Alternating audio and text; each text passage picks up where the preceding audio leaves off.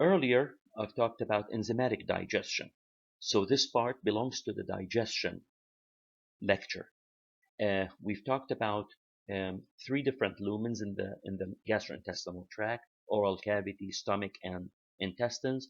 We have first the lipases and amylases from the oral cavity. Of course, we have also the mucus and other secretions in the saliva as well that help in the digestion. We then come to the stomach and we have the hydrochloric acid that converts pepsinogen into pepsin, which is very important and critical in the digestion of protein. And then we came to the intestinal digestion, which is basically dependent on the pancreatic secretion. Again, lipases, amylases, trypsinogen, etc. In this part, I will be talking about microbial digestion, digestion that is taking place by different microorganisms in the gastrointestinal tract.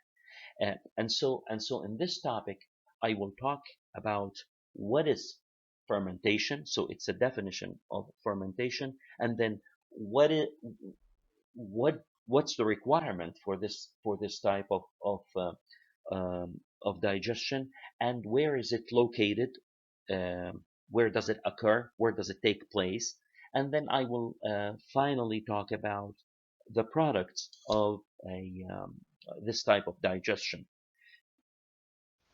So first of all, fermentation or microbial digestion is the generation of energy and protein for maintenance and production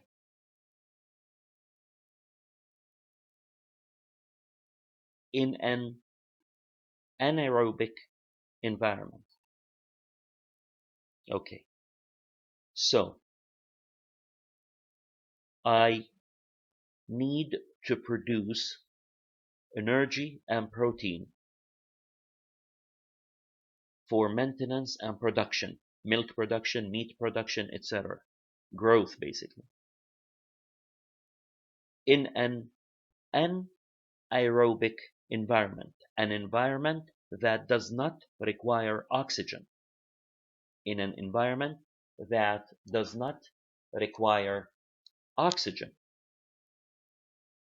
The way I'm going to generate energy is from plants. And the way I'm going to produce protein for milk production, meat production, etc., is from dead microorganisms, bacteria, fungus, other types of bacteria.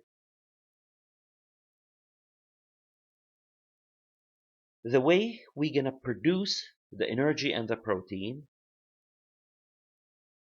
is by microorganisms, again, bacteria, fungus, and protozoa, in an anaerobic environment, an environment in the gastrointestinal tract that does not have oxygen. These microorganisms will work without oxygen. They will generate their own oxygen. So, fermentation and microbial digestion is the production of protein and energy from a plant source and dead microorganisms. The protein is going to be generated from the dead microorganisms, dead bacteria, protozoa, fungi, etc.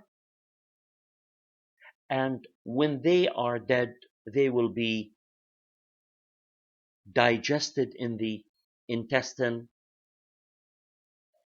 to become amino acids or peptides that will be easier for the body or for the intestine specifically to absorb them. And then they will form also this dead bacteria or dead organisms in general. They will form a nitrogen source,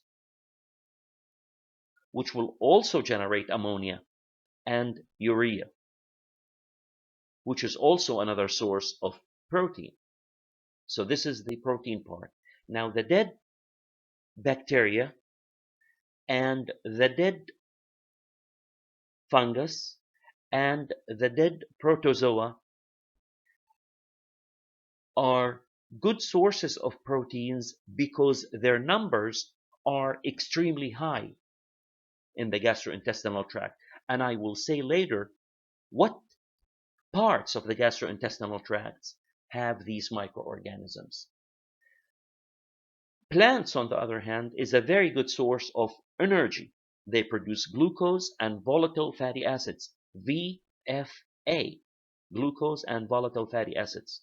That's where the energy comes from, the glucose and the volatile fatty acids that will be utilized by the liver for gluconeogenesis, generation of glucose. Now, although fermentation is slower than glandular digestion, which happens by enzymes, as I mentioned before, lipases, amylases, trypsinogens, pepsin, etc., fermentation alters the substrate, which is the dead bacteria or the plant, way more than enzymes does. Way more than enzymes does. So therefore, fermentation is extremely more efficient than enzymatic digestion. In addition to that, fermentation, and I say here ruminants, but fermentation does not happen only in ruminants. It happens in humans and it happens in single-stomached animals as well as ruminants, which are cows, goats, sheep, giraffes, buffalo, camels, etc. The fermentation in general, because they ruminant species don't have the essential enzymes to digest cellulose and hemicellulose, which is basically the main component in plants, fermentation becomes a major part of their digestion compared to the horse, which has been adapted a little better than the ruminant species. But as I mentioned before, fermentation occurs in all species. So for fermentation to take place in ruminants, it happens in the rumen, reticulum, and omasum,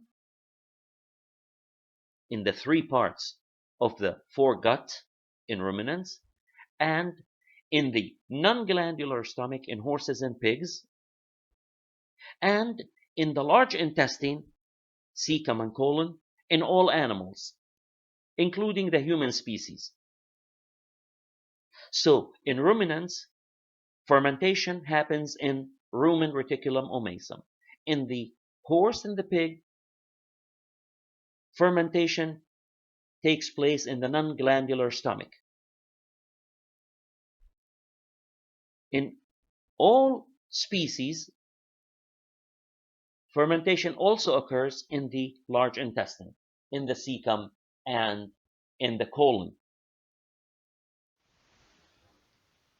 That's why we call ruminants foregut fermenters, whereas the other species are hindgut fermenters. Foregut fermenters for the ruminants versus the hindgut fermenters in the simple stomach animals like the horse, the human, the pig, etc. So that's the most important part to understand, and because they are foregut fermenters, most of the fermentation occur again in the rumen, reticulum, omasum. Very little part of this digestion occur in the, which is 5 to 20% roughly, in the small intestine, whereas most of the digestion in the hindgut fermenters occurs in the small intestine, basically the pancreatic enzymes, lipase, amylase, trypsinogen, etc.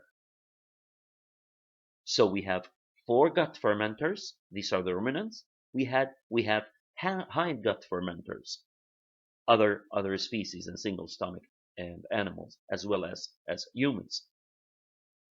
When we say foregut fermenters, that means most of the fermentation occurs in the rumen reticulum omesum. Very small part of the digestion, lipase and amylase and trypsin, occur in the small intestine. In the hindgut fermenters, on the other hand, all the other species other than the ruminants,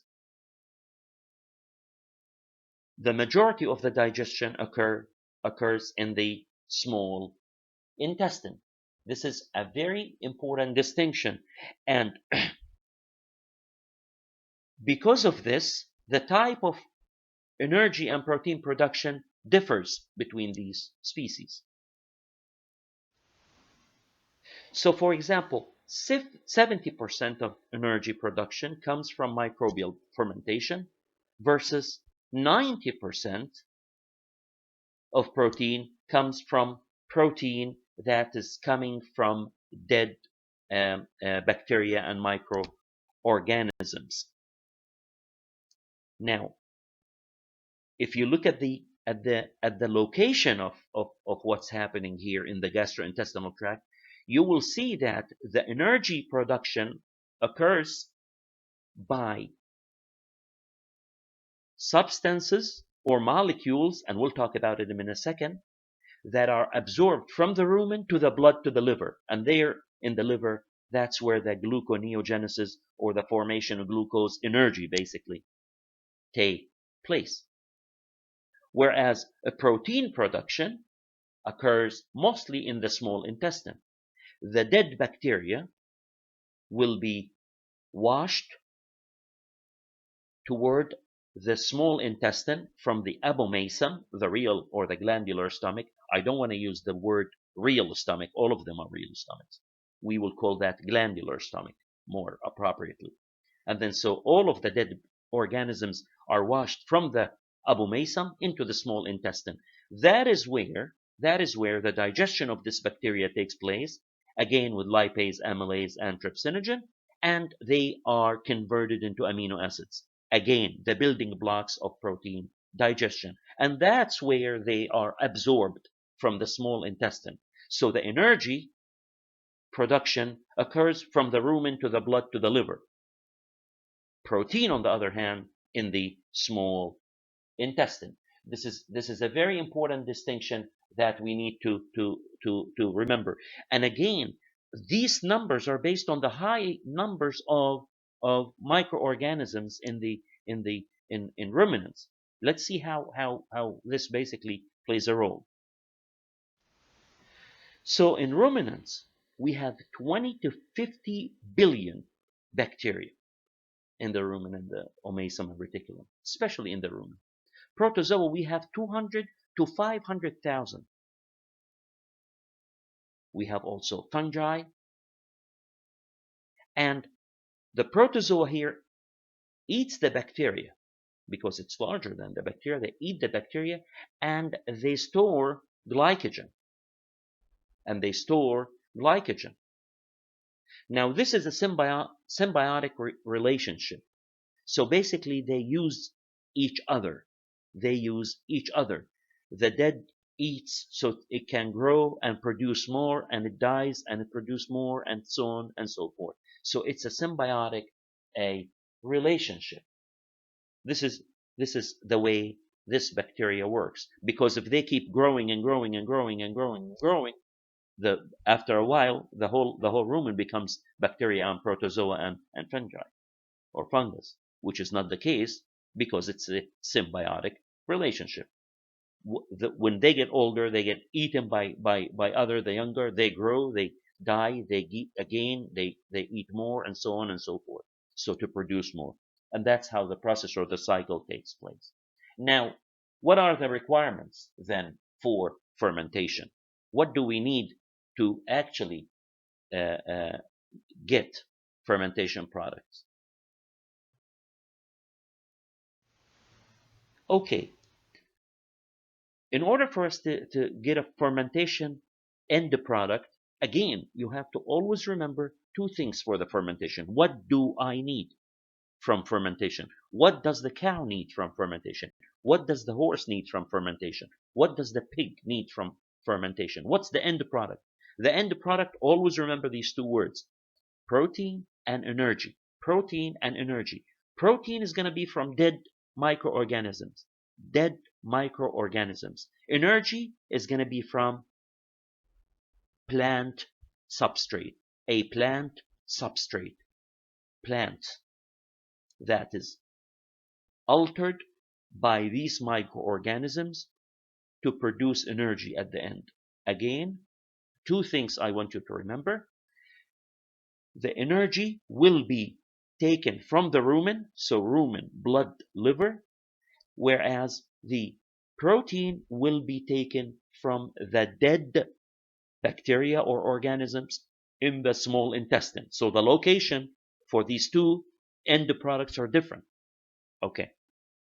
Other than the plant substrate, we need a pH of 6 to 6.4, temperature of 40 degrees Celsius, about 100 to 108 Fahrenheit. Capacity is about 60 to 80 gallons. Almost 2/3 of this comes from saliva. That's how much this process is very efficient in ruminants, because they produce huge amounts of saliva that has bicarbonates that actually tries to neutralize the acidity produced by the proteins and by the volatile fatty acids in the rumen, because the saliva keeps swallowed and regurgitated again and again, produced again and again, because of the regurgitation motility pattern. If you remember when we talked about the eructation, so the slurry zone gets out to the mouth, gets chewed again, more saliva is produced and then swallowed again, and then some goes to the rumen, some goes to the reticulum. The zone of potential escape goes to the reticulum, the slurry zone comes again into the rumen, and again it goes eructation again and again and again. The process continues. It's the same cycle.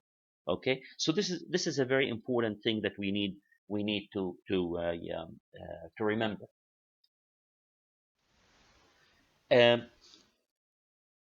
The first we'll talk about the energy, and then we'll talk about the protein. So we'll talk about the energy first. I said we need a plant substrate, and also we need a microorganism that will utilize this plant, that will eat up this plant, that will digest this plant. Why? Because ruminants, as I mentioned earlier, do not have the essential enzymes to digest cellulose and hemicellulose. So instead, anaerobic organisms that does not require oxygen environment to work with, these microorganisms will utilize the plant substrate to generate the energy. The process is called Embden-Merov-Parnas pathway.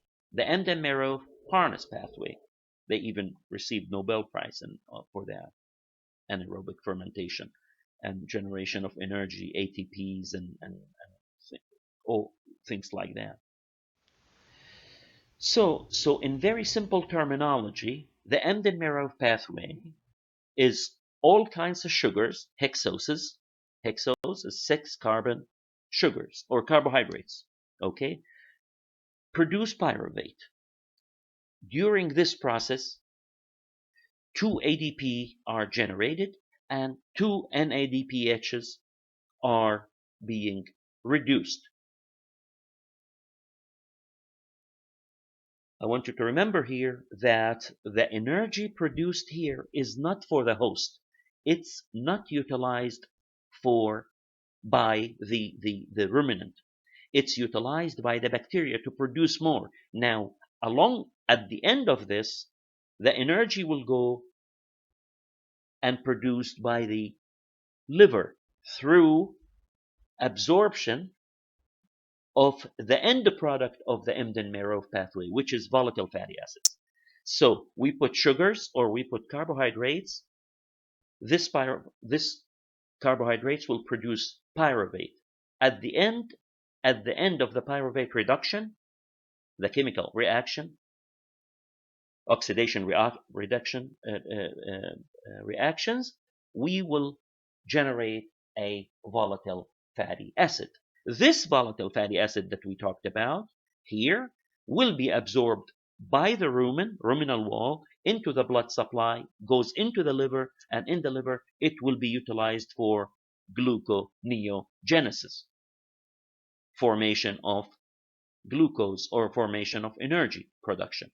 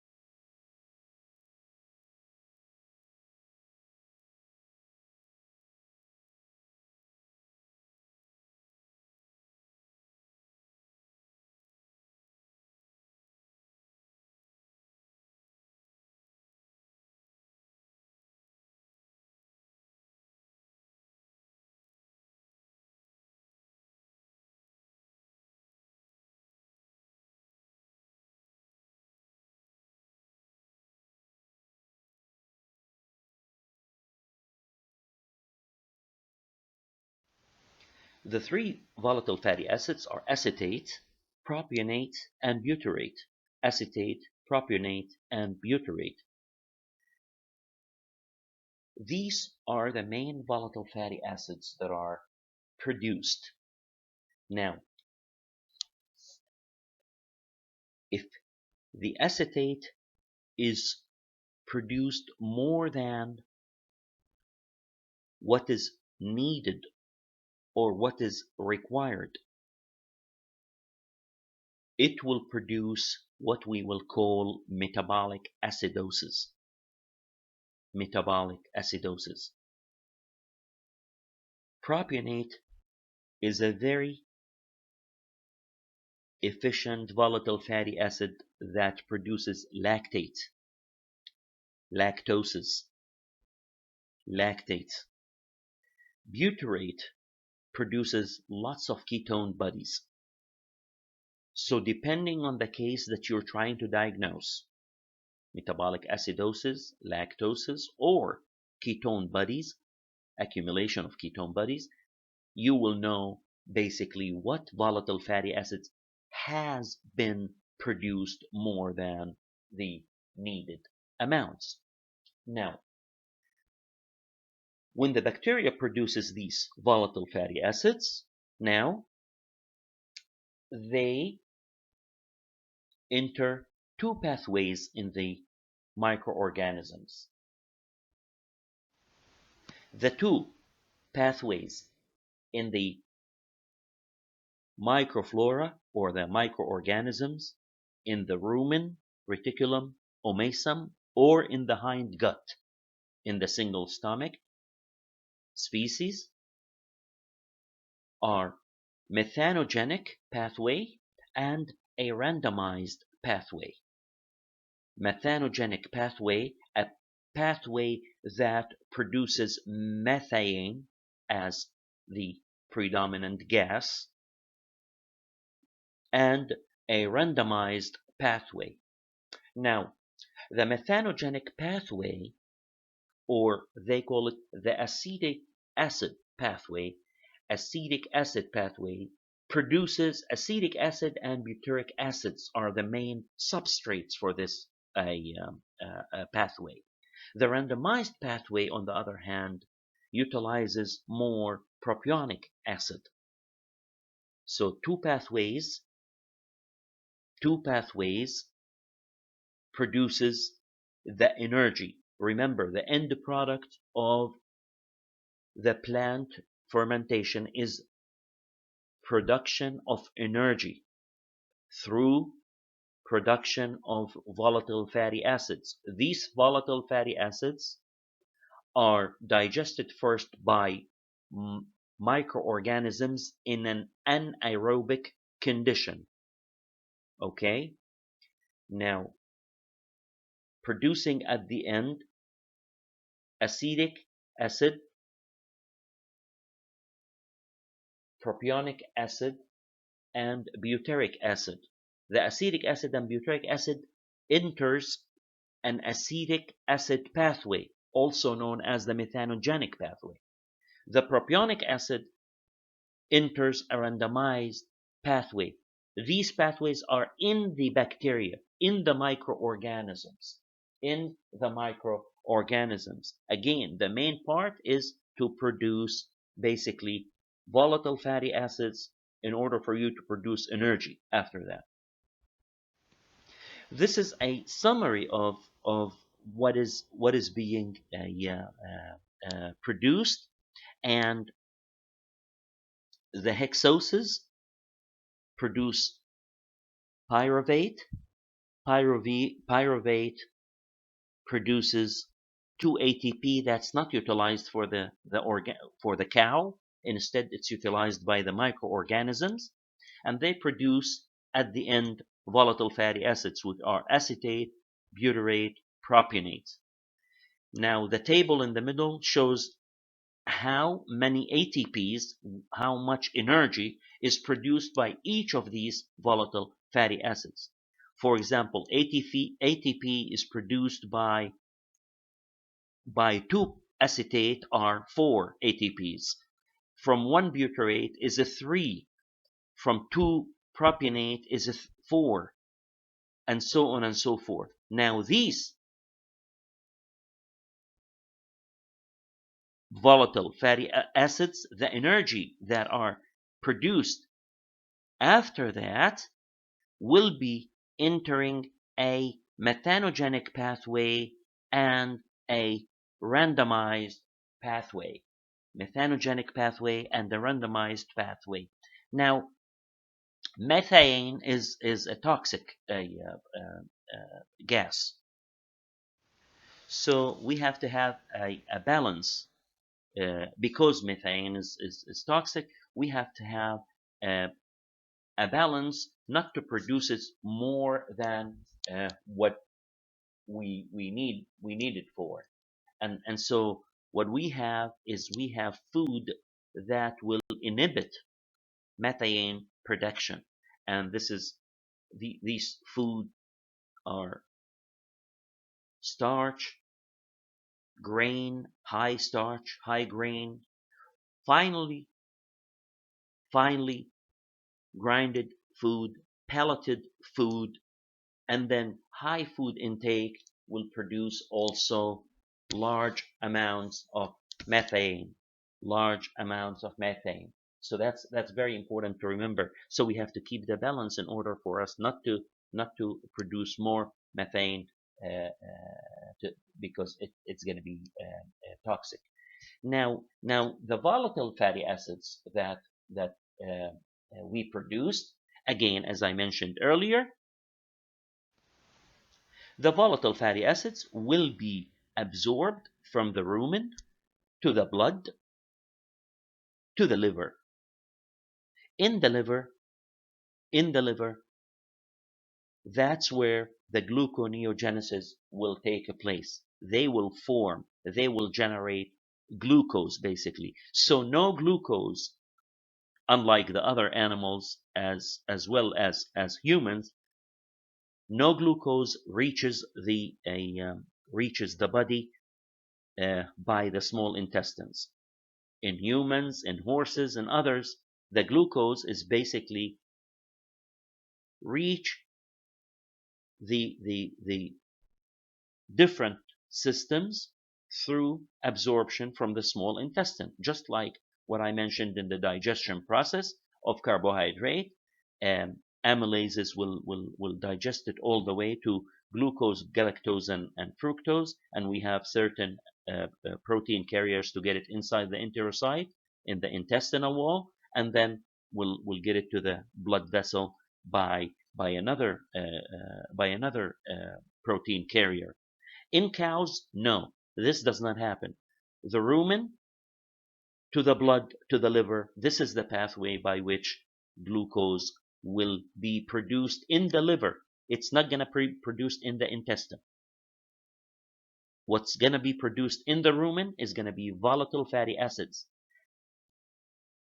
Through the absorption from the rumen, it's going to go to the blood and to the liver. And in the liver, these volatile fatty acids, they will be utilized to generate the glucose needed as energy.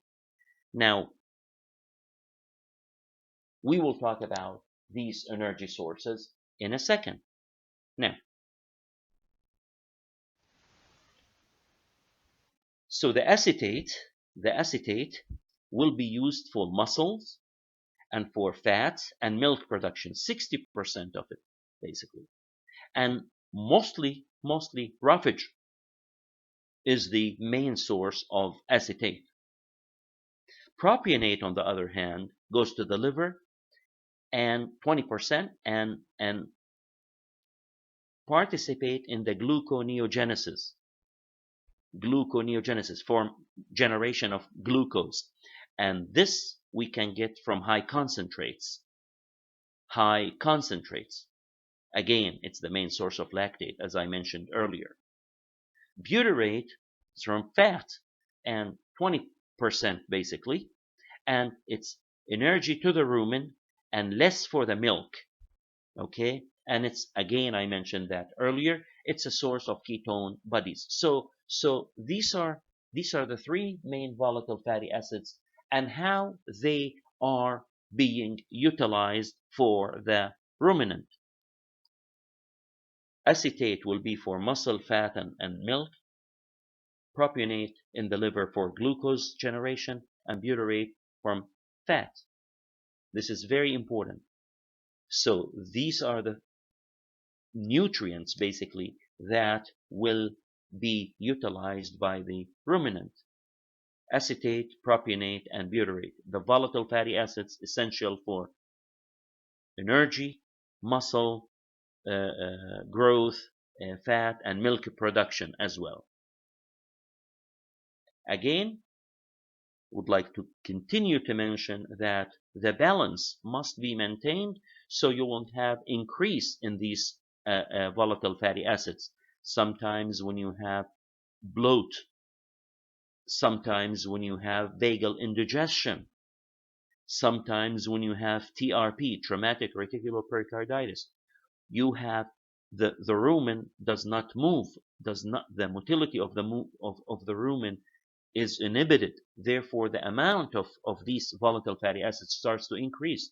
So acetates start to increase, causing metabolic acidosis. If propionate is increased, lactoses. If butyrate is increased, ketone bodies are increased. And so these are harmful. They become harmful if the balance is not maintained. So this is very important to remember what they are utilized for. How can we increase them or decrease them or control them in order for them to be useful for the body? We're done with the generation of energy. Very simple, very simple. Again, fermentation, we need two things. We need protein and we need energy. The protein is coming from dead bacteria or dead organisms, and the energy is coming from a plant source, which will produce volatile fatty acids that will be utilized in the liver for different things, either glucose generation, milk production, muscle production, etc. Now we talked about, and they enter two pathways, the methanogenic pathway and the randomized pathway. Very, very straightforward. The generation of protein is, on the other hand, produced by dead organisms, the dead microflora in the body. That's very important. Dead microflora, bacteria, protozoa, and fungus or fungi.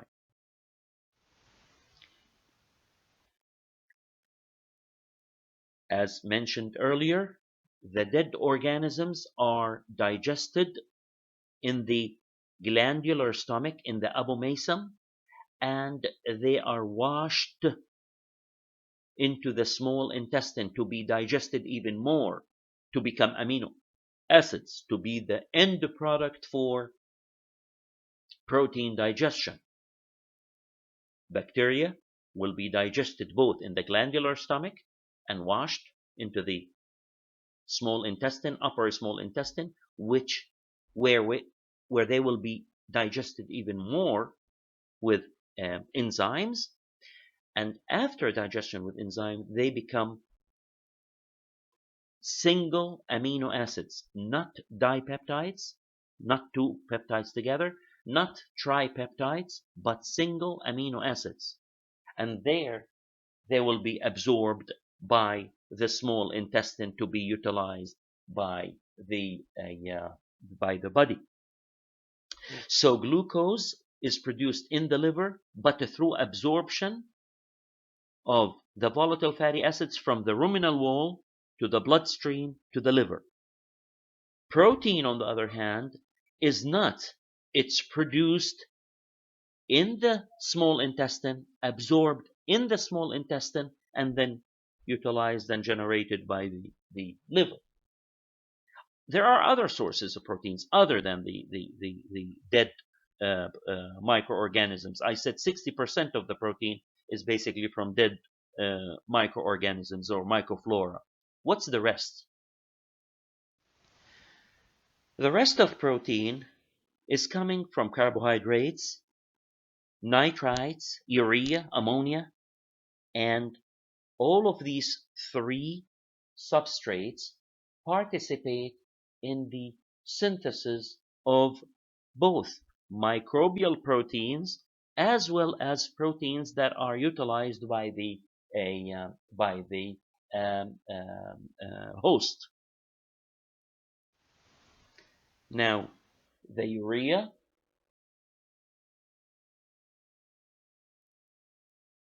is detoxified by the liver.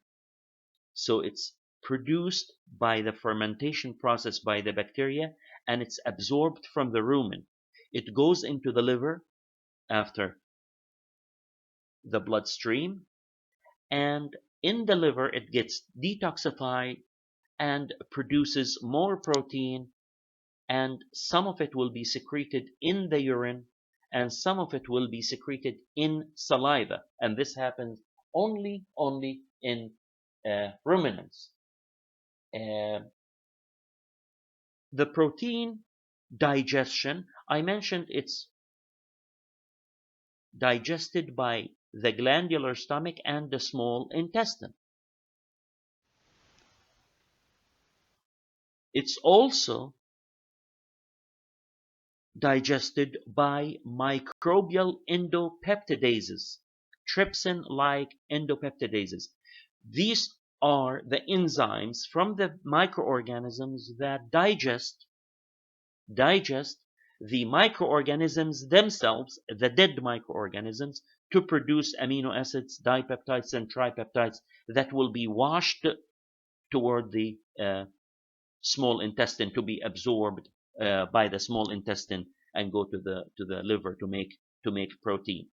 And so when trypsin-like endopeptidases in the rumen, the microbial endopeptidases, rumen, reticulum, and omasum, start digesting this dead bacteria or dead microorganisms, they produce short-chain peptides. Short-chain peptides, they are absorbed by the microbes to produce even microbial proteins and branched chain volatile fatty acids. So back to the volatile fatty acids, but not to the same volatile fatty acids that we absorb from the rumen to go to the liver and produce energy. Instead, these volatile fatty acids are chained, which means that they have attached another chemical molecule that will make them available to produce protein instead of a glucose. And this basically shows you the three different volatile fatty acids that they become branched chains. The amino acid is valine. When you combine it with water, it becomes isobutyrate. And the leucine, when you combine it with water in the rumen, becomes an isovalerate. And isoleucine with water becomes 2-methyl L-butyrate. All of these are branched chain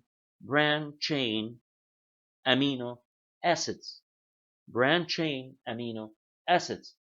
I would like just to mention one thing about leucine. Leucine is the main source of protein to build muscles. Very important thing that we need to remember. Leucine is the main source of protein to build muscles. Now, amino acids are absorbed by various tissues to build proteins according to their physiological requirements. What do I mean by that? I mean that the different amino acids are utilized by the different tissues. For example, the mammary gland is going to produce milk. The muscles, they're going to produce more muscles and more growth of these muscles, and so on and so forth. Fat, the same thing. Fat is a tissue, and it will take amino acids to basically build more fat, and so on and so forth. And so these amino acids are being digested, and the digestion of the amino acids, of course, it will be absorbed by various tissues to build proteins according to their physiological needs. This will mark the end of the fermentation lecture. In summary, fermentation is a very efficient method, more efficient than glandular digestion, to produce two main products or end products. You want energy and you want protein, both of which are being used for the benefits of the host. In order for me, or for the cow, or for the horse, or for the pig to get protein, we have to have dead bacteria or dead microflora. In the cow, it happens in the foregut, rumen, reticulum, omasum. In the other species, it happens in the large intestine, cecum, and colon. That's why the cows and the ruminants are called foregut fermenters versus the other species they called hindgut fermenters. In order to get energy, so that's for the protein. In order to get energy, you have to have a plant source. A plant source. Plant source, the reason why we utilize the microbes to digest it is because the ruminants don't have the enzymes to digest cellulose and hemicellulose in plants. So they utilize the bacteria to produce the digestion process. Now, when you want energy, you have to break all of these plants to sugars, hexoses, carbohydrates, and then this will give you pyruvates, and then the pyruvates end product will be 3 volatile fatty acids: acetate, butyrate, and propionate. Now, these will be absorbed by the ruminal wall into the bloodstream, and they go to the liver to produce energy, gluconeogenesis, as well as other products. For the proteins, you don't absorb them from the ruminal wall. Instead, you absorb them from the small intestine. This is basically a summary of the fermentation lecture. I would suggest that you go through the lectures in a chronological order, all the way from 1 to 16. Make index cards. Quiz yourselves by other people. And do not write too much information on the index card. Write very specific information, very important information, shortcuts so you can remember what the main information is. And finally, I will encourage you to form a story when you talk about any topic. Form a story, make a story, and do not study fragmentally or in fragments. Make a story, make everything connected. Wishing all of you good luck. Thank you.